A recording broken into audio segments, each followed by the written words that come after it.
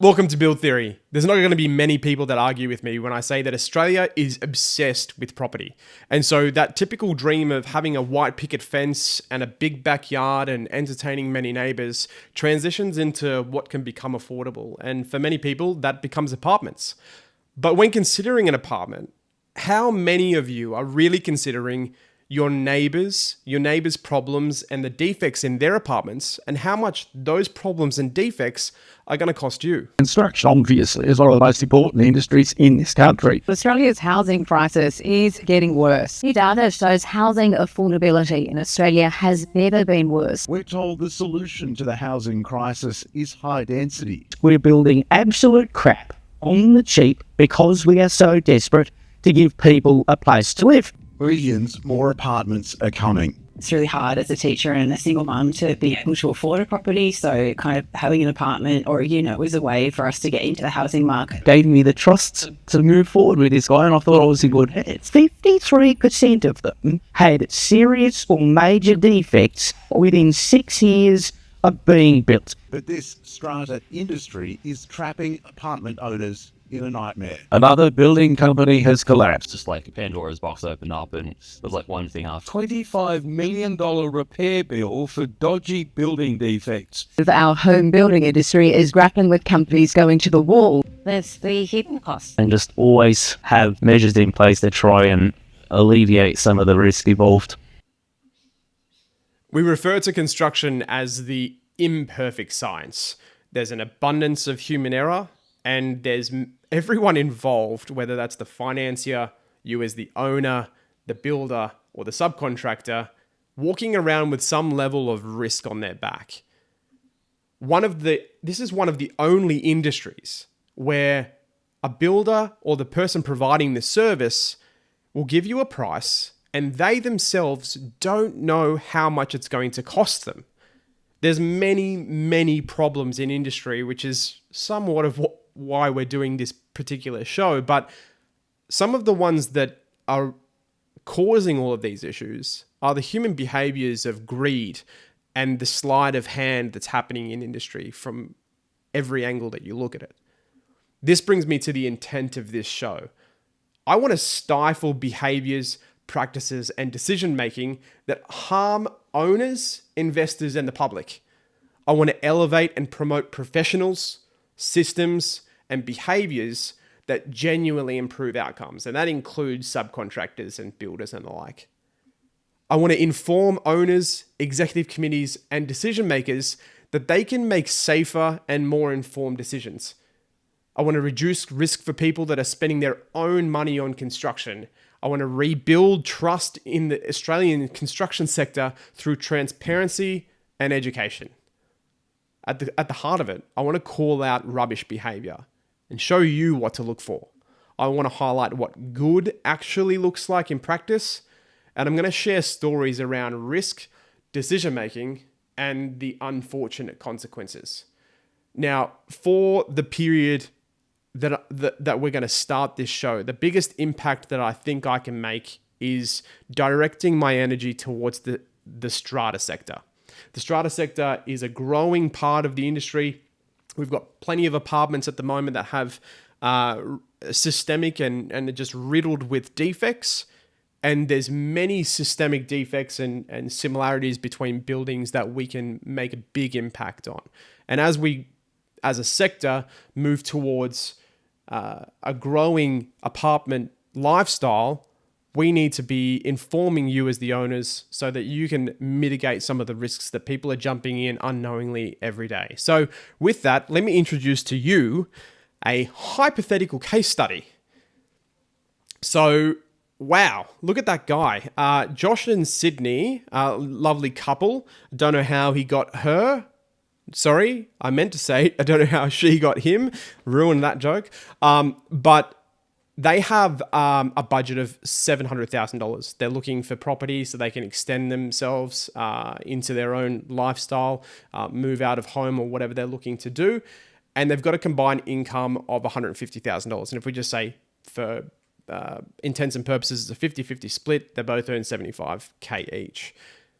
They've got a combined weekly income then therefore of $2,300 a week. And here are some of the line items of how they've broken that up so that they can say with some level of confidence that after they purchase that house, they've got a housing budget to pay for the mortgage or whatever other costs are associated with that house of $800 a week. So not only are they considering the budget for the actual purchase, but how much can they afford ongoing, which is what everyone should be doing when they're considering that type of life-changing purchase.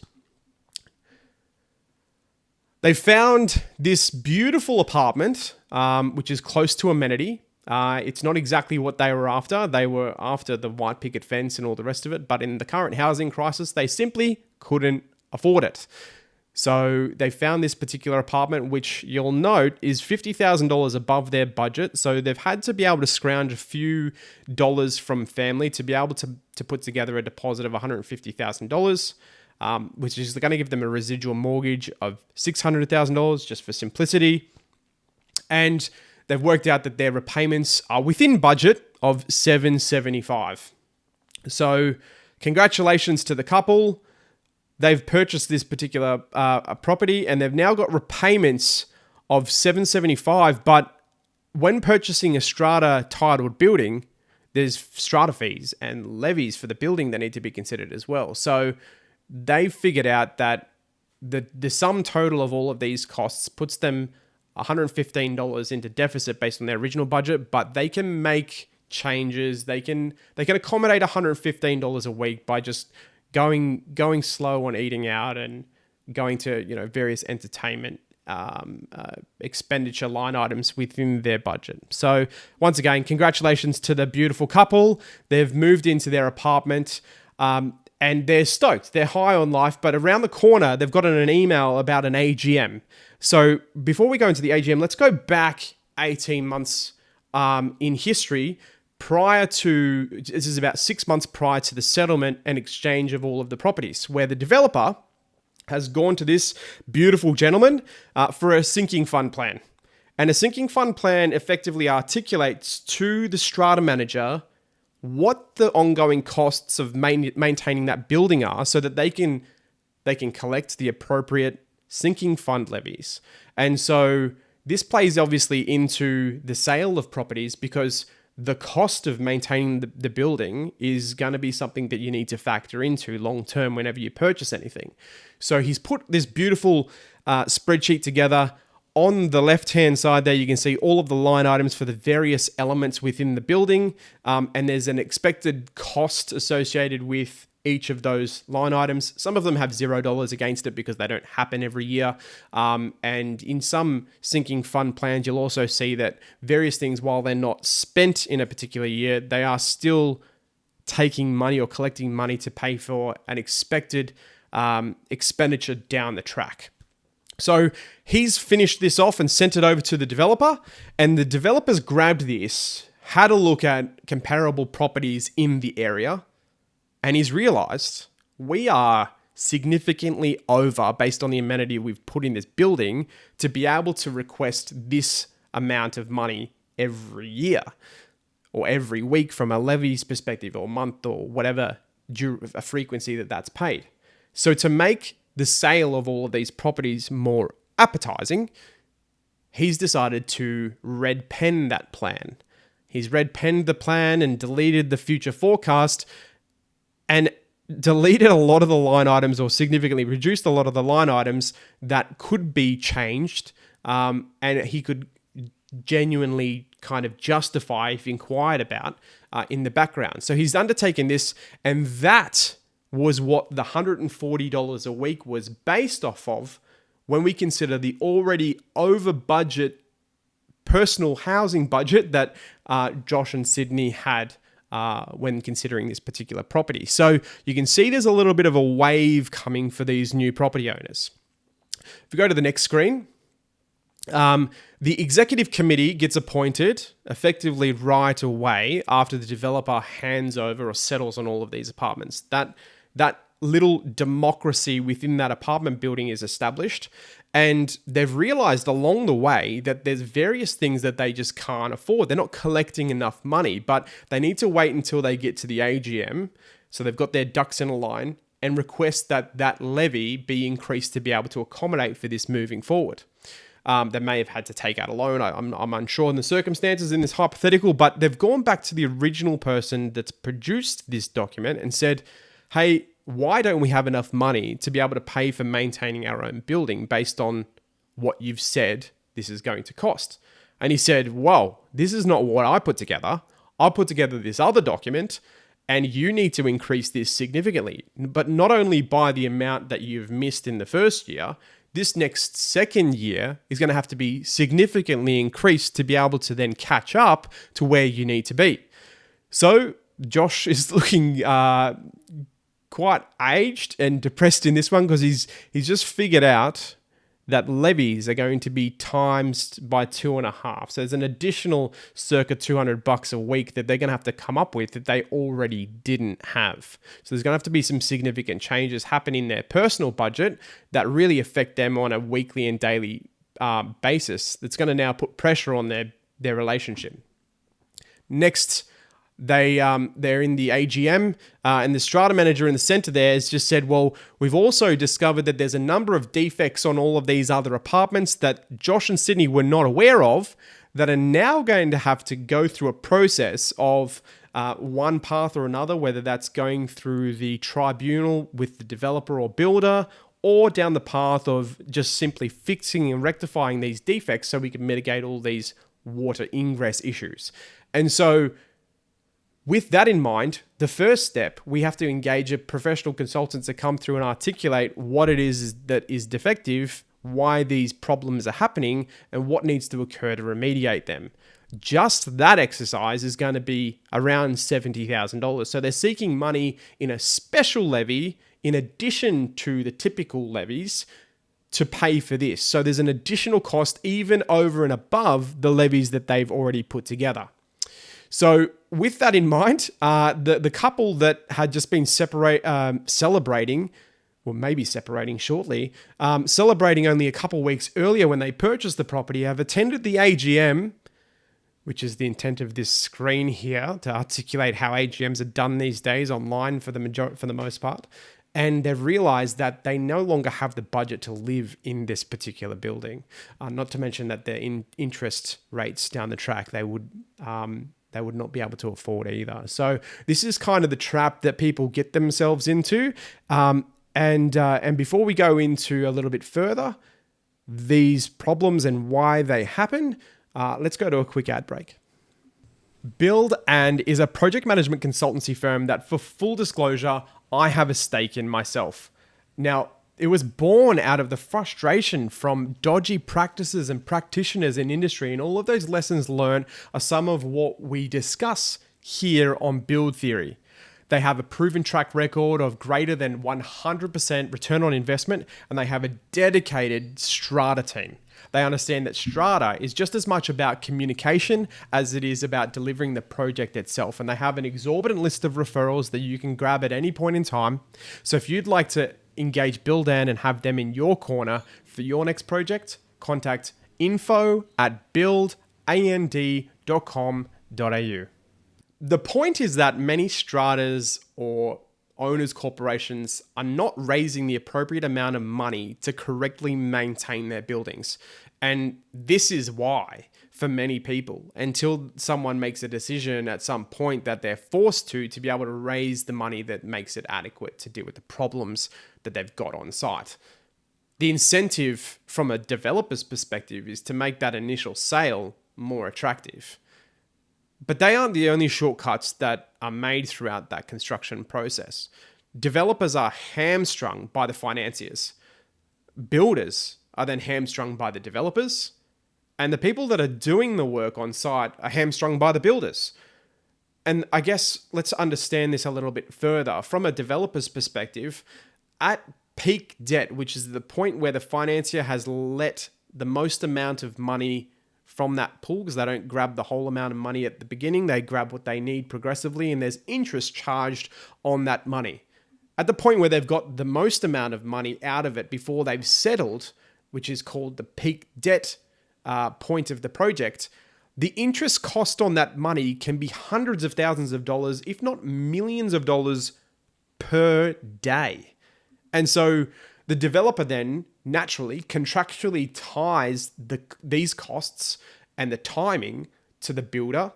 So on, the builder then contractually ties the subcontractors with those same conditions, so that that risk isn't just borne by the developer, but also by the builder and all of their subcontractors. And so as a result, speed is top priority. But closely second in what I'm going to call or dub in this show as the construction trinity, closely second we have cost. And so on the top left there, I've got the time and speed. And on the right-hand side, we've got cost.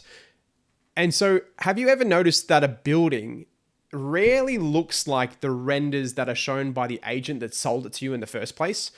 That's because in these sales for contracts, there's many methods for them to manipulate or value manage the construction process to be able to delete things that makes sense for them. And there's many ways of them to do that. And we might get some solicitors on the show to highlight what you need to look for exactly. But that's why in many instances, the landscaping, for example, which is one of the last trades, doesn't look anything like what has been promised from the outset. To complete the construction trinity, we have quality. And you can see that there on the bottom of the left-hand triangle. That'll become apparent now when we switch over to the right-hand triangle, which is really the way that I see industry. These two triangles are what drives people in industry, and which way you orient this triangle is really telling of your company or the practices that have led to you delivering a particular project. We want to incentivize more people that are driven by reputation than by greed. So, meaning that the end product is a quality product, and so if we have to pay a little more for something we don't have to remediate and fix a long list of defects thereafter, of course, we're going to pay a little more because if that's the way it has to be, that's the way it has to be, despite the housing crisis. And it's not like you mitigate the ability to pay for those elements. It just means that those shortcuts that have been undertaken by that greedy practitioner have to be remediated thereafter. So you're eventually going to have to pay for it, but also with all of the problems and the pain that come with it. But industry has more systemic problems to deal with. It's industry norm to procure or design a project over a period of around 12 months or more.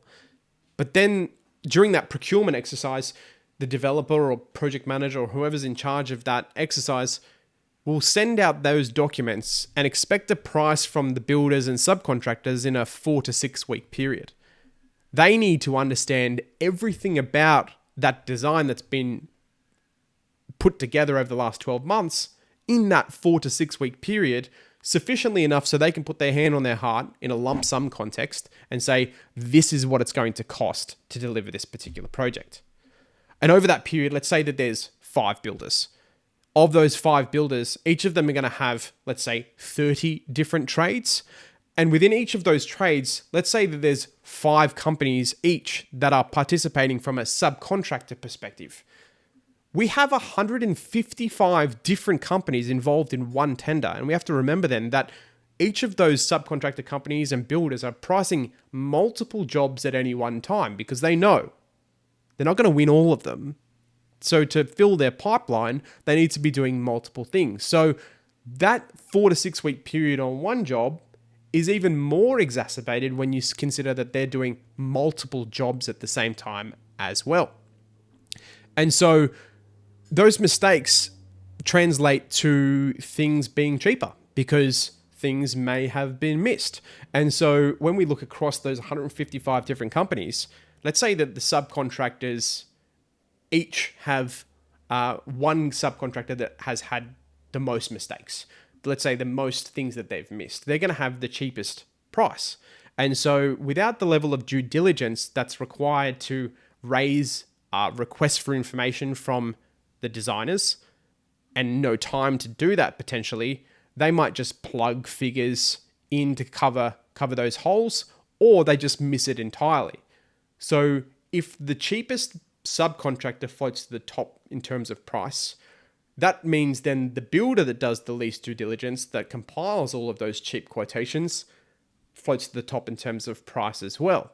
And often they're the contractor that gets let the contract to build the building, and there comes the wave of problems in terms of time and cost, because you're already behind the 8 ball because you don't have the allowances to accommodate the entire build.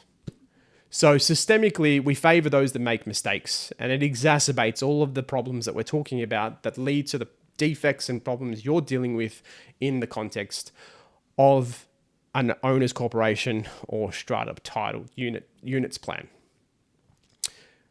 We've now laid some of the groundwork that we need to go into a little bit more detail into some of the more specifics around the problems in strata, whether that be roof remediations, balcony remediations, generally painting or procuring, contract risks, and many more. But what I want to do is get a little bit of feedback from the first show to see if this is something along the lines of what you want to hear. If you've got any stories to share, I really would like and prefer that you record or voice record your story in its entirety and send it through for me to hear and potentially play on the show with the authority to do that as well. And if you have any questions in particular that you want us to answer and go through for your benefit, I want you to ask all of those questions, send note in those stories to hotline@buildtheory.com.au. And the stories can be from any angle of construction. It can be from you as the subcontractor, the builder, an owner, an executive committee dealing with a particular problem. But for the time being, let's focus predominantly on strata, and we'll get through this and help as many people as we can before we get into more niche and bespoke topics. I know in the most recent weeks, we've had the unions go through some form of commission, and the report that's come out about that is pretty stark. We're going to go into all of those sorts of things, but let's help out the most amount of people we can for the time being. So that email again, hotline@buildtheory.com.au. I'll see you next time.